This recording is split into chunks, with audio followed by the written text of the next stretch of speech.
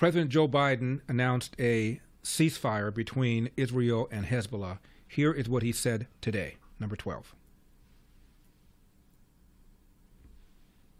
Under the deal reached today, effective at 4 a.m. tomorrow local time, the fighting across the Lebanese-Israeli border will end. Will end. This is designed to be a permanent cessation of hostilities.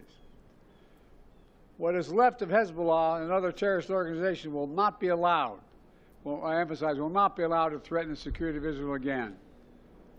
Over the next 60 days, the Lebanese army and state security forces will deploy and take control of their own territory once again. Hezbollah terrorist infrastructure in southern Lebanon will not be allowed to be rebuilt.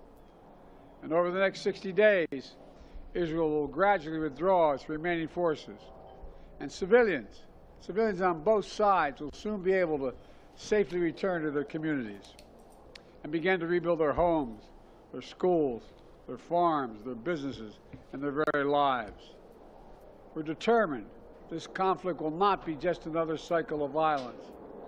And so the United States, with the full support of France and our other allies, has pledged to work with Israel and Lebanon to ensure that this arrangement is fully implemented, the agreement totally implemented.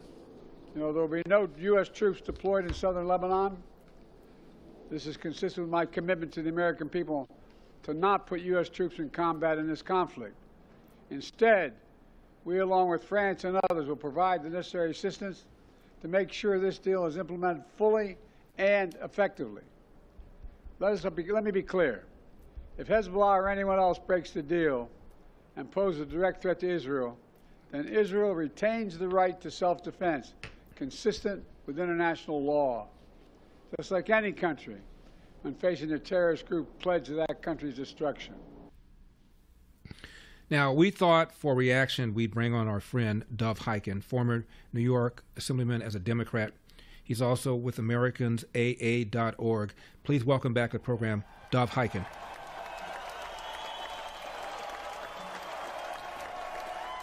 Dov, as always, thank you very much for coming on. I appreciate it. My absolute pleasure, of course. Dov, you just got back from Israel. Tell me how things are. How is the war going? Well, I think there's no question that Israel has been incredibly successful.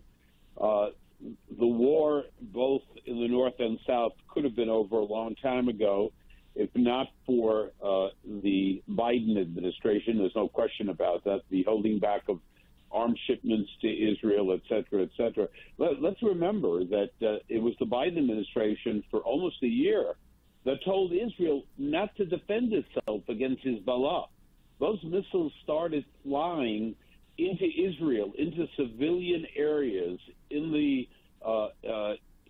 north, going back to October 8th, one day after the massacre. Hezbollah was sending missiles into Israel, and the administration, our administration, was saying, don't do this, don't do that. But I think Israel showed very, very clearly the capabilities of the IDF, the amazing success they've had.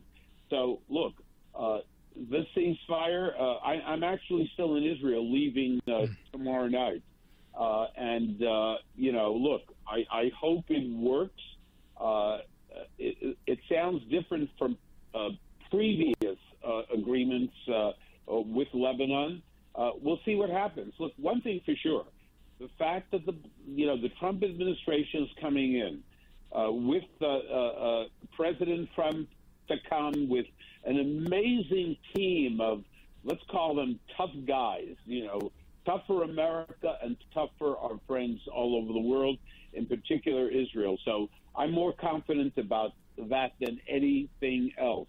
So this is a good moment. We'll see what happens. I'm not ready to celebrate and say, oh, it's all over, it's finished, nothing to worry about. But, this one may be a little different. We shall see very, very soon. I think it is different, and I'll tell you why, Dov. Not only did Israel decapitate their leadership, kill Nasrallah, the longtime leader of Hezbollah.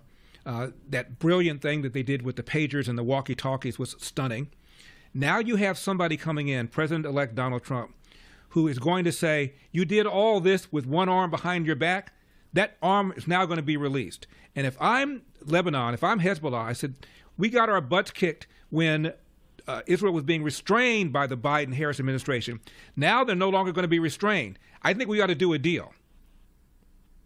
Yeah, look, let me tell you, if this works, I give credit to Donald Trump, because Hezbollah, all the rest of them, Iran, they know that there's a new sheriff in town, and a tough sheriff, and so they get it and they understand that you said it perfectly, Larry.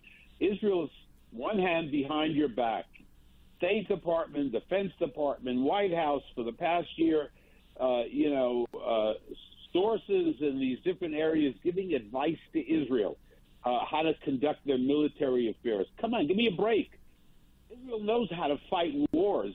They unfortunately have done it so often. There's a new chapter opening up, and that new chapter starts with the words Donald Trump. My guest is Dov Hikind.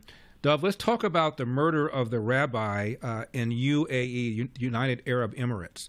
Also a change is this. The UAE appears to be genuinely concerned about the murder of this rabbi and appears to be genuinely cooperating in order to bring the people that have been implicated to justice. What is your reaction to what happened to that rabbi? Look, it's an absolute horror. It's part of this world trend of Jew hatred, murdering Jews, beating up on Jews, creating fear. We saw what happened in Amsterdam. There's a new story out of England just a couple of hours ago.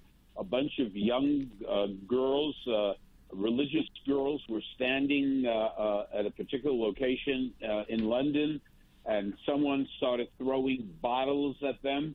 A 14-year-old girl, Jewish girl, in the hospital in critical condition. Those bottles were thrown at these girls because someone hates Jews, period. Nothing to do with Zionism, nothing to do with Israel, but it has everything to do with Jews. And it's just a horrible situation. Montreal, you name it. Dov, 30 seconds left. React to the International Criminal Court indicting Bibi Netanyahu, and people like the Prime Minister of Canada saying that if Bibi Netanyahu set on Canadian soil, he would be arrested. Just absolutely outrageous. It is sick. You have the Prime Minister of Israel, democracy, and he is the one that is picked on because he's defending his people. What any leader of any country would do. If America defends its country, the ICC comes along and says, we're going to indict the leader of America?